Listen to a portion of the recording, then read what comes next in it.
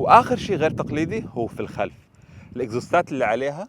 اذا بتطلع بالاسفل هون، حياكم حبيبي مستر مواتر. بتعرفوا عن جديد تم اطلاق الجي تي 500.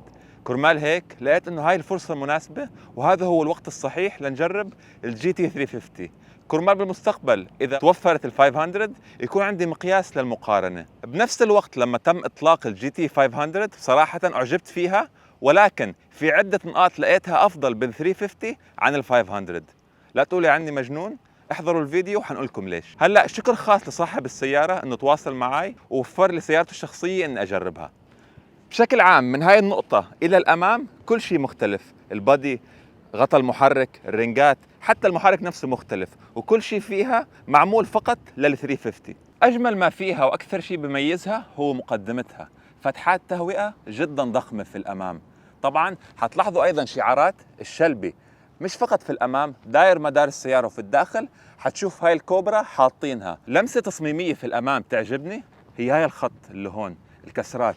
بتحس هاي القطعة مكملة داخل البمبر وطالعة من الأسفل، إذا فيكم تتخيلوها يعني. في الأسفل أيضا حتلاحظ هون السبلتر المنخفض. هلأ شيء جيد إنه هذا مش كربون، أنا بخاف لما يكون عندك كربون ومنخفض على الشارع. وأيضا في هون أحرف الشلبي. هلأ بعض الملاك حتلاحظ إنه ملونين الأحرف هاي بالأحمر وبالأصفر، ولكن هون ما زالت ستوك. واحدة من النقاط اللي بفضل فيها ال 350 عن ال 500 هي في الأمام. هلأ صحيح الجي تي 500 من الأمام فيها فتحات أكثر وفيها كسرات أكثر، ولكن بشكل عام ال 350 عندها منظر من الأمام راقي أكثر، وبتحس بتناسب جميع الأعمار بشكل أفضل. غطاء المحرك أيضا مميز عليها لل 350، وأيضا في هون فتحات تهوئة في المحرك. كمان كل شيء فيها عملي، ما حتلاحظ فيها ولا فتحة إلا وإلى وظيفة. جانب السيارة حتلاحظ كيف السبلتر الأمامي نفس اللغة التصميمية مكملة هون على السايد سكيرتس تاعت السيارة، فبيعطوها عنصر رياضي. وايضا شعارات الجي تي 350 زي ما تكلمنا موجوده هون وبعده اماكن. هلا ايضا فيها فتحات تهوئه للسياره بهذا المكان وفتحات عمليه. بشكل عام جانب السياره ايضا في الجي تي 350 انجح بوجهه نظري من ال 500. ال 500 ما بعرف ليش، سبب ما لغوا الفتحات الجانبيه، حتشوف شكلها من الجانب عادي جدا وشبيه بالجي تي العاديه. هون بال 350 هاي الفتحات الاماميه جدا بتميزها. الاطارات في الامام في السياره 295 اطارات عرضها ضخم، وفي الخلف 305، كله من اجل التراكشن ومن اجل التماسك. رنجات السياره ايضا مميزه على ال 350 وما بتجي على الموستانج العاديه. واذا بتلاحظ التفصيل اللي هون حتشوف كيف شعار فورد جاي باللون الاسود ومش باللون الازرق، وهذا شيء جميل ومتناسق اكثر مع السياره. من الخلف حتلاحظ الجناح اللي جاي على ال 350، هذا الجناح مميز عليها ال 350. ايضا في تحت هون بالاسفل حتشوف شعار الشلبي اللي هو شعار الكوبرا وتحته مكتوب 350. اناره الموستانج طبعا مميزه على الموستانج، واجمل ما فيها انها تدريجيه. واحده من السلبيات القليله اللي بشوفها هو البامبر الخلفي. بتحس دائما البامبر الخلفي بيرتخي وبينزل الى الاسفل، بتلاحظ الفراغ اللي هون قديش هو كبير، وهذا الفراغ الطبيعي، فهذا عيب مصنعي يعني. واتمنى فورد لو تعالج الموضوع وتصلح سيارات جميع الملاك. ومن الاسفل تميز ايضا على الموستانج العاديه بهذا الديفيوزر المميز اللي عليها، اللي هو مربوط بالسبلتر الامامي والقطع الجانبيه. ايضا حتلاحظ هون في عندك الاربع اكزوستات، اثنين على اليمين واثنين على اليسار، وصراحه السياره صوتها طرب. خلينا نسمعكم صوتها.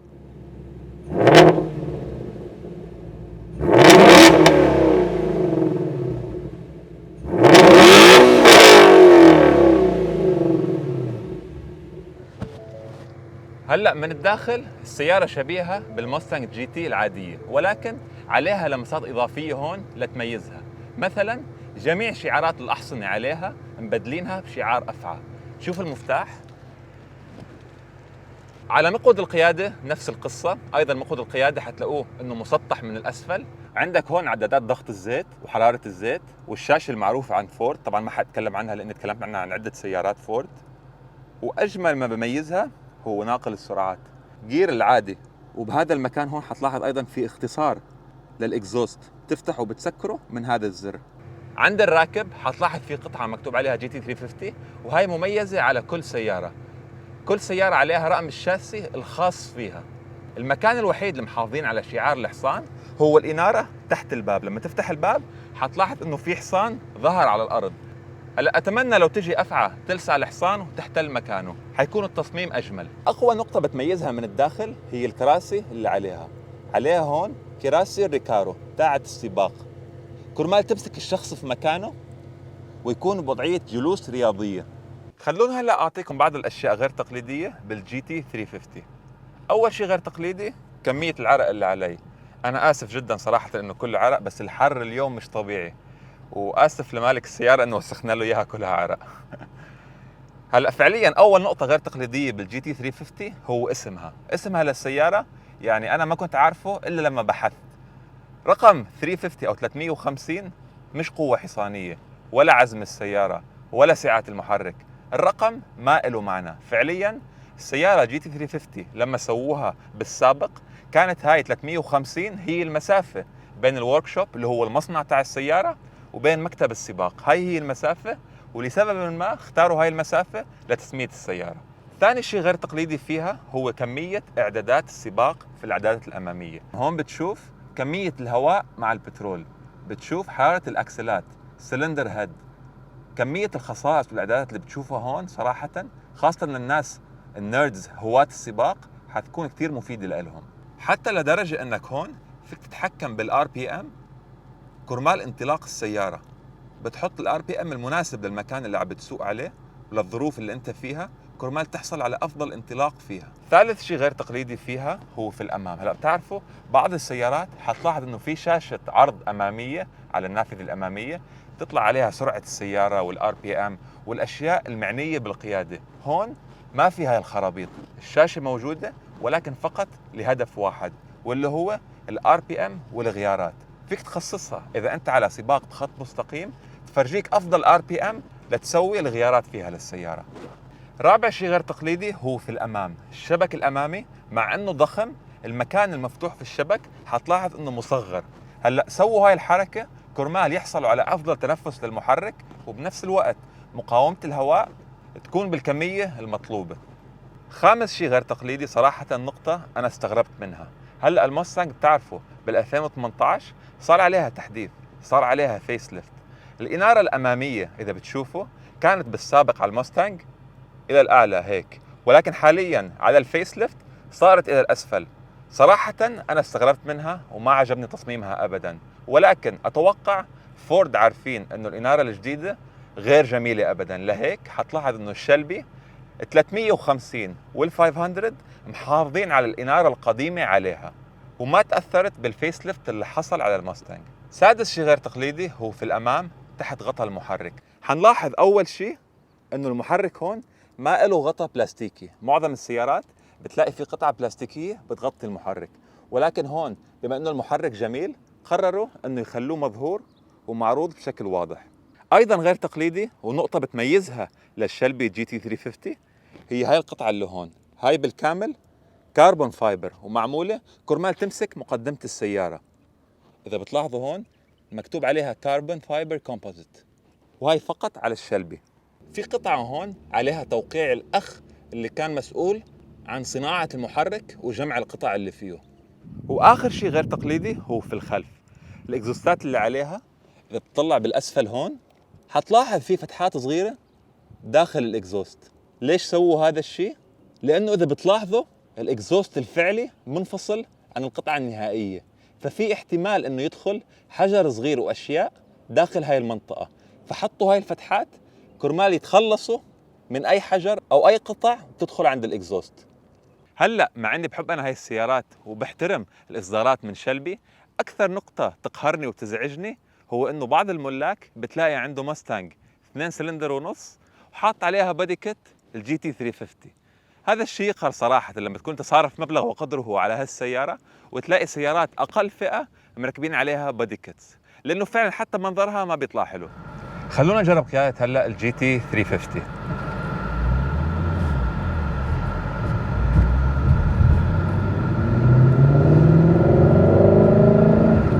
اسمع الصوت. هلا اول شيء بدنا نتكلم عنه بالسياره انه تقريبا فيك تخصص كل شيء فيها. مقود القيادة فيك تخليه يابس أكثر، فيك تخليه سلس أكثر. الجنبينات اللي عليها أيضا نفس الشيء، عليها جنبينات مغناطيسية، فيك تخليها جامدة للسباق، وفيك تخليها طرية وسهلة للاستخدام اليومي. والسيارة حاليا على وضعية الكومفورت ومرتاح، الجنبينات فيها ناعمة. وطبعا الصوت، حاليا الصوت على السبورت دائما لازم الصوت عالي، حتى لو بتستخدمها بشكل يومي خلي الصوت عالي وازعج الجميع فيها، لأنه صوتها فعلا طرب. هلا الشيء اللي فعلا بميزها للجي تي 350 وبوجهة نظري بيعملها أفضل من ال 500 هو المحرك اللي عليها. خليني أقول لكم شو هو المحرك. المحرك اللي هون هو 5.2 لتر، الموستنج العادي 5 لتر، ولكن هون أكبر من الموستنج العادي المحرك فيها، وبنفس الوقت أخف وزنا. والنقطة الأساسية اللي هي فعلا أقوى نقطة فيها للسيارة هو نوعية المحرك.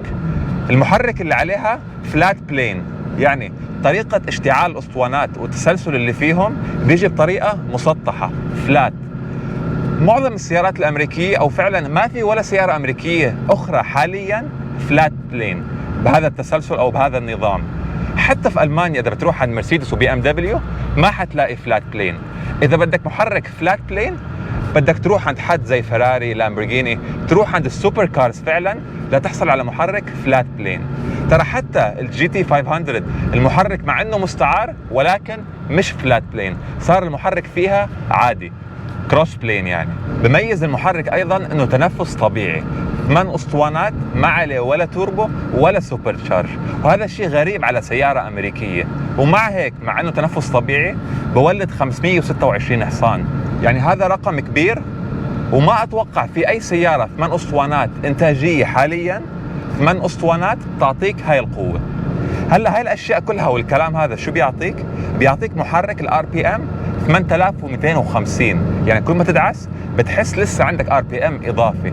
شوفوا مثلا 4 5 6 7 8 ولسه عندك.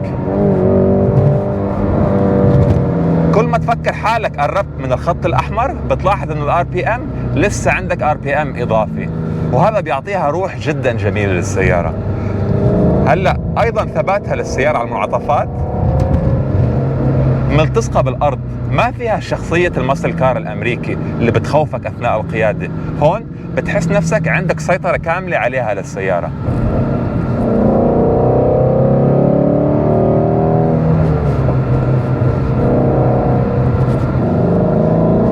واسمع الصوت الطربي.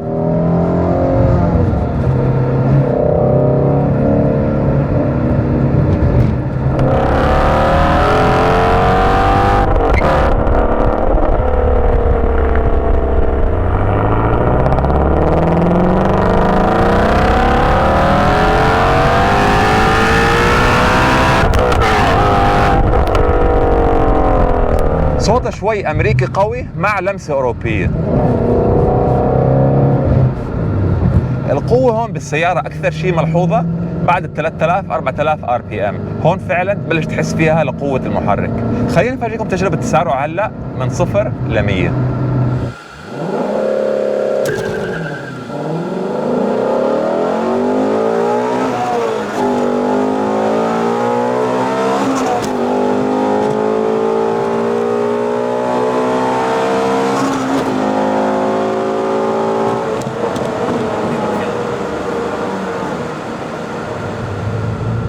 هلا شو رايي فيها انا للجي تي 350؟ اذا انت بهمك تكون عندك اقوى سياره بالشارع هاي السياره مش لإلك. اذا بهمك تكون الاسرع بخط مستقيم كمان هاي السياره مش لإلك. هاي السياره معموله لهواة السيارات اللي فعلا بده سياره يستمتع فيها، يسوقها جير عادي وتكون القياده عنده نقيه، وفعلا مش متوفره غير بجير عادي 6 غيارات. جير اوتوماتيك ما نزلوا عليها. انتوا شو رايكم فيها للجي تي 350؟ عجبتكم ولا لا؟ وهل بتفضلوا هاي التنفس الطبيعي ولا بتفضلوا الجي تي 500 اللي نزلت؟ خبرونا تحت بالكومنتس ونشوفكم بالحلقه الجاي ومع السلامه. اللي وصل لهاي النقطه من الفيديو صراحه حاعطيكم هديه، نقطه غير تقليديه اضافيه لفت لي نظري إلها مالك السياره. هلا هاي النقطه هي لما تكون انت مشغل التكييف ورافعه على الاخر، بس يجيك اتصال حتلاحظ انه التكييف انخفض من اجل الصوت. مثلا أنا رفعت التكييف هلأ، إذا بتصل على الهاتف تاع السيارة لاحظ انخفض التكييف كرمال تسمع التليفون بشكل أوضح، ولما تسكر بيرتفع مرة أخرى التكييف وبيرجع وضعية طبيعية.